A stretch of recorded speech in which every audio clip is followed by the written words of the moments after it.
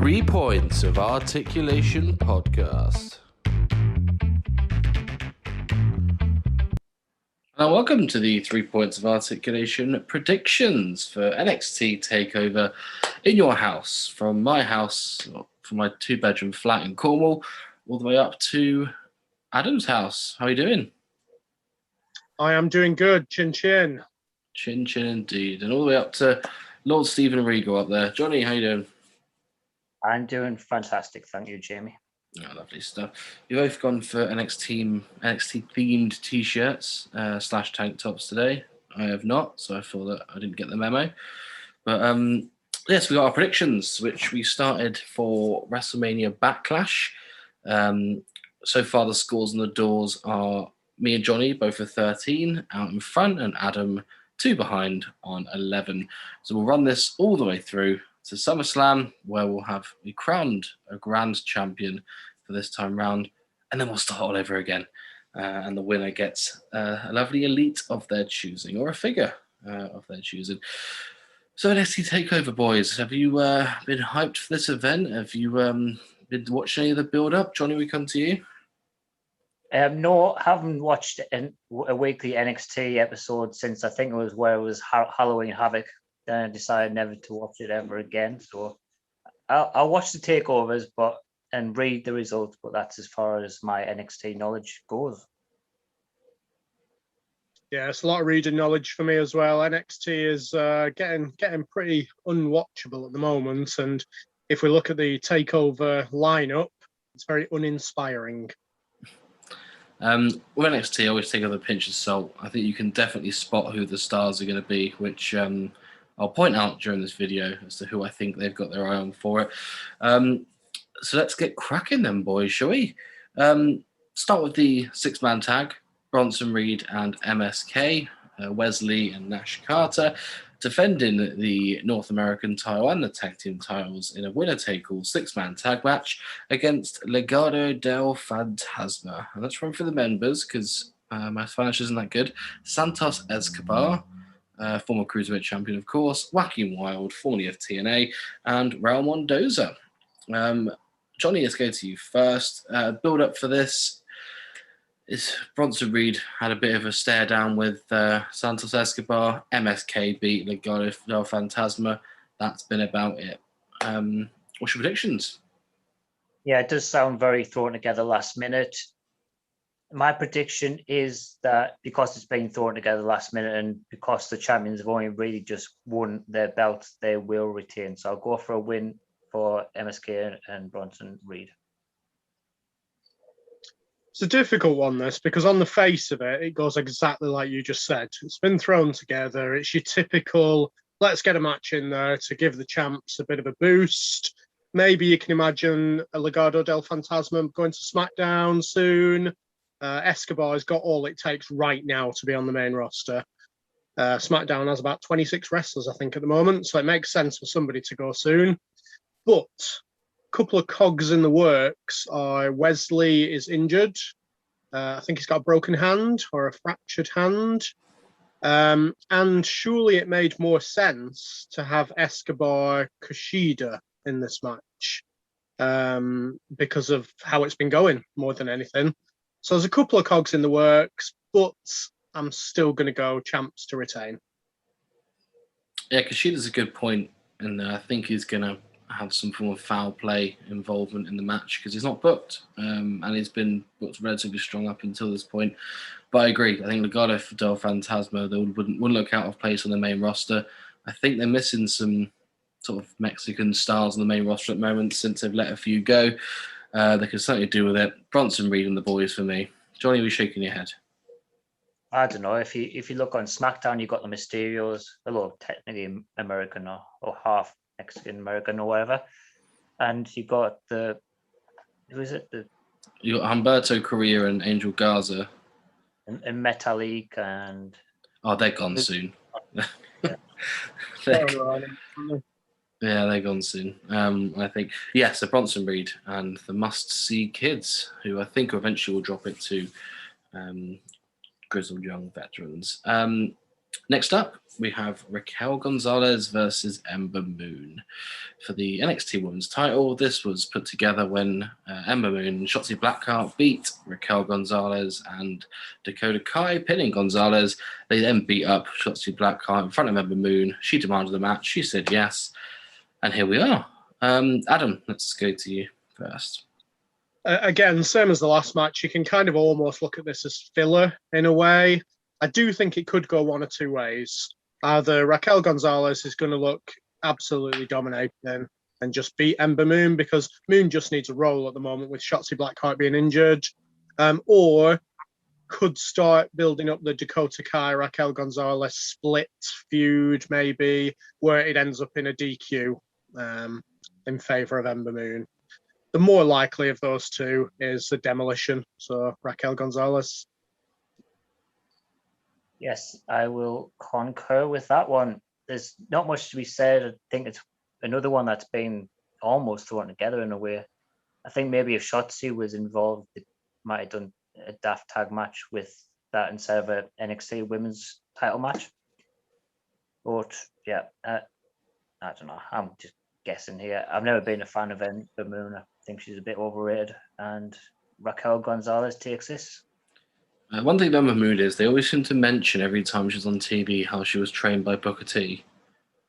Every single time. I have no idea why. But yeah, I think Raquel Gonzalez is going to be the Triple H at WrestleMania 19 to the Booker T and beat Ember Moon and retain her title, because it's too soon, isn't it? They've built her up as a big star. I'm not going to let her throw away now. Raquel Gonzalez for me.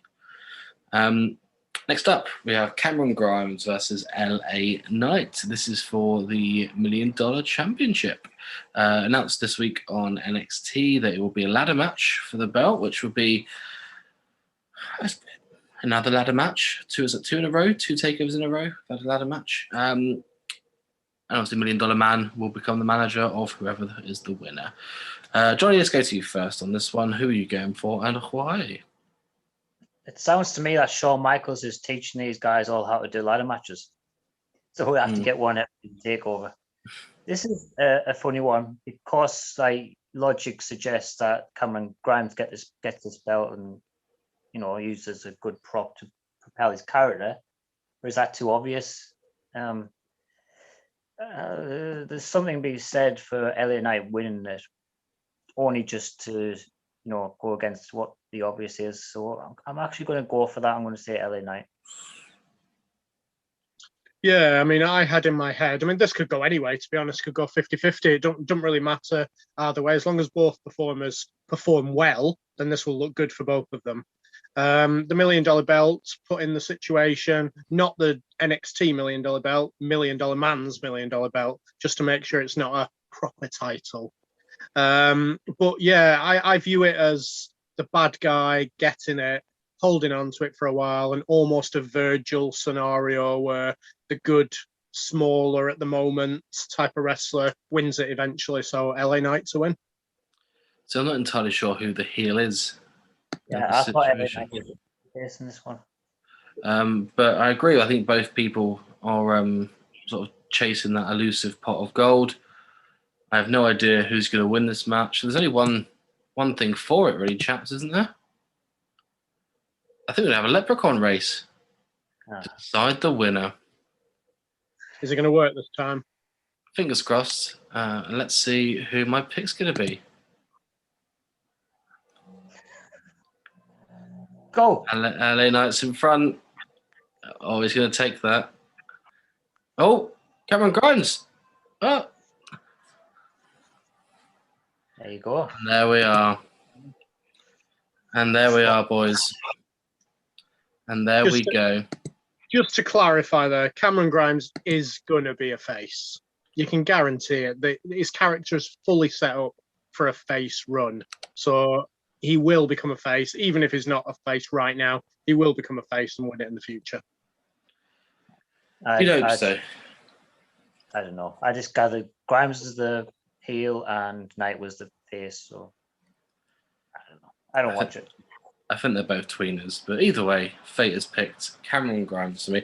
I think, yeah, they can go either way. Either there's going to be a storyline of DiBiase with Grimes and then helping Grimes get over, or it's going to be the elusive battle of Grimes going after the belt time after time against LA Knight. So either way would work. And to be honest with you, I think Cameron Grimes could be sort of a future star for NXT. I think he's got all the foundation, should we say, and I quite like him. I concur. Let's hope he gets pushed to the moon. Next up, Mercedes Martinez versus Xia Li. Bit of a longer backstory in this one compared to the other matches where they both faced each other in the Mae Young Classic. Mercedes Martinez beat Xia Li, and that's where this has come from, because the Grandmaster of Boa and Xia Li has been sort of righting their wrongs from the past, basically, and clearing everything they've done wrong. And that's where it brought us to today, which is a good bit of long-term storytelling or a good bit of history from them. I'll go first. I'm obviously going to go for Xia Li on this one. I think she has all the foundations to become a future champion, and I think she's been booked relatively well so far. So that's my pick for her. Adam, what are you going for next? Yeah, this is the start of that little Chinese dynasty type of thing starting here. Xia Li to win. It won't be a demolishment or anything. There might be some shenanigans in the victory. But Xia Li definitely to win, which will start the kind of process for her getting a title shot down the line. Yeah, I didn't even know the backstory, and I thought it was pretty obvious Xia Li was winning this one, even though that just sounds like it's to right the wrongs of the past, as you say it. Looks a bit too obvious now, but obviously there's no other way to go. Xia Li for me. They seem to have got Mercedes Martinez to like come in as for doing jobs on the big shows to like propel another superstar to the championship match. So that's a role again.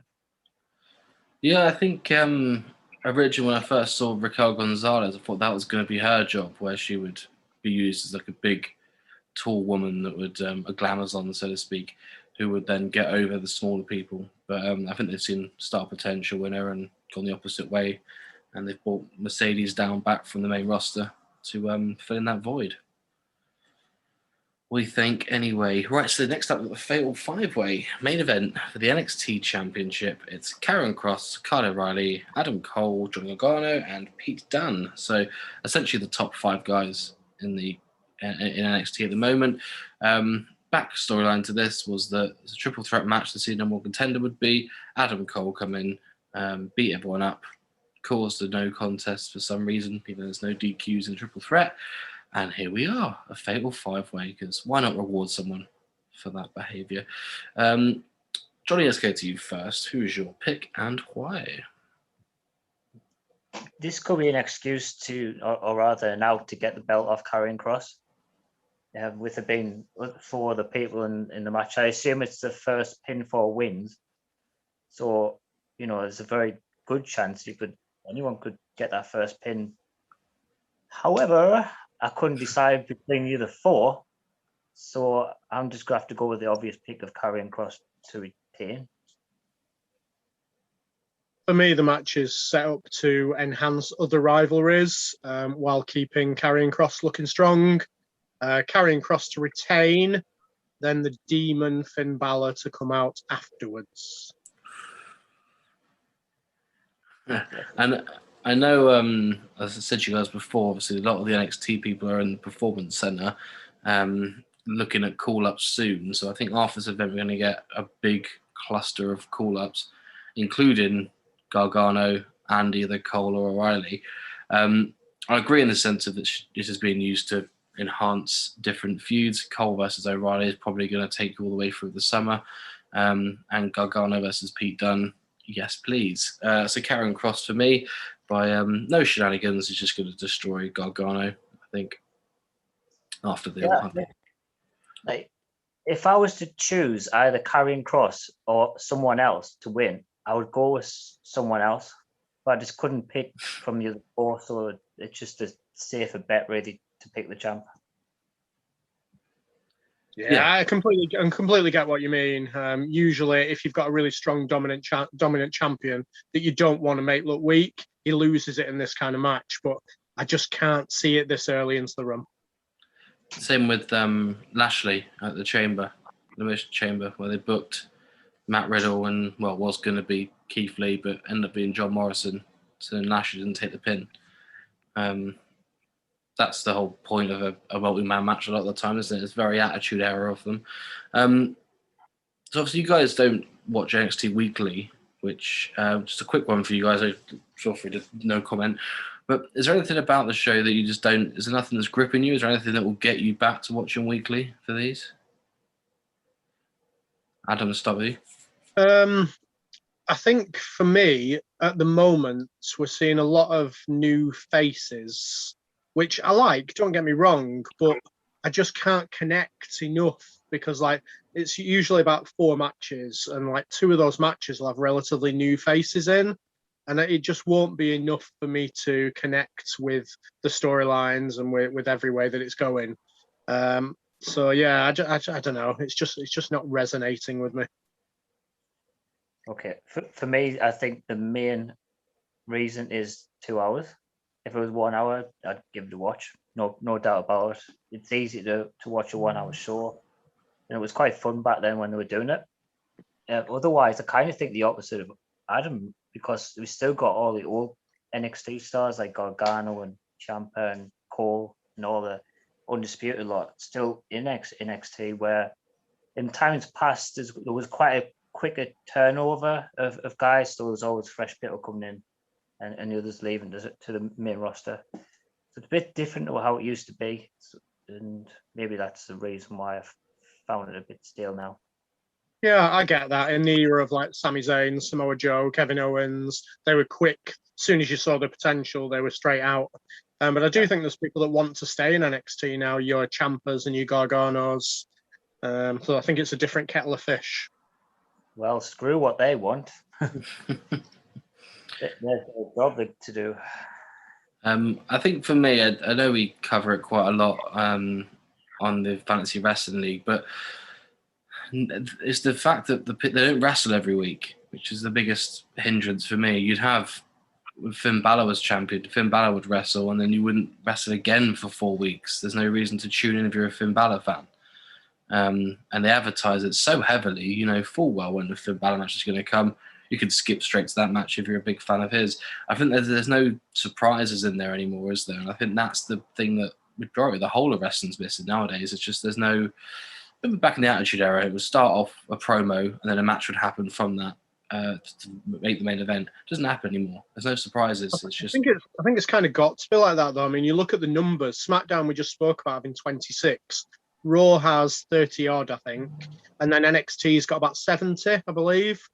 So you can't get everyone in as much as you can on the other 2 shows. I know you've got 205 Live as well, but you just can't get everyone in. So it's going to always be like that. I think for me, a main factor as well was when the network stopped showing it the day after. That was the moment that I stopped watching. I don't want to wait a week when I've read all the results. I already moaned to you 2 guys about BT Sport running the lineup along the bottom of what was coming up every episode, and that even spoiled it for me watching BT Sport. I don't want to know results. I don't want to know lineups. I just want to watch it and get a bit of the surprise element, like when I was a child. Yeah, smashing point about that. I completely forgot about that. That's probably when I dropped off watching it as well. So yeah, kind of forgot it was on the network. It's been so long now. And as you were saying, like some guys don't wrestle. How many times has Adam Cole wrestled this year? 3, and we're in half a year 1. So yes, of course he wants to stay in NXT. He does nothing. It's a light schedule, isn't it? But yeah, I'd just like to see some consistency. I'd like to see people like Cameron Grimes wrestling every week, which would be a treat, wouldn't it? It'd just be a treat to have on TV every week at least. Yeah, but so you could catch the vignettes on their social media if you're a fan. They advertise the matches so heavily. What are we thinking for a match of the night then, Jamie? For me, when you can't look past a ladder match, can you, for match of the night? I think they'll add in a cruiserweight match into the pre-show, which will probably steal the show, or the pre-show. But the ladder match for me is always a winner.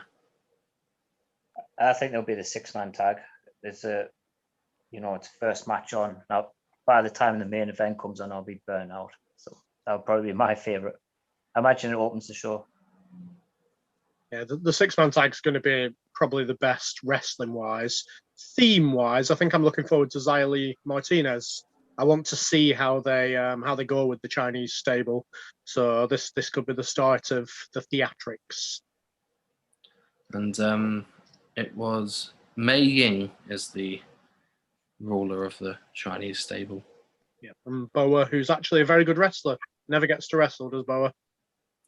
No, we discussed him before the league started, didn't we? He's a big old chap, 6'4".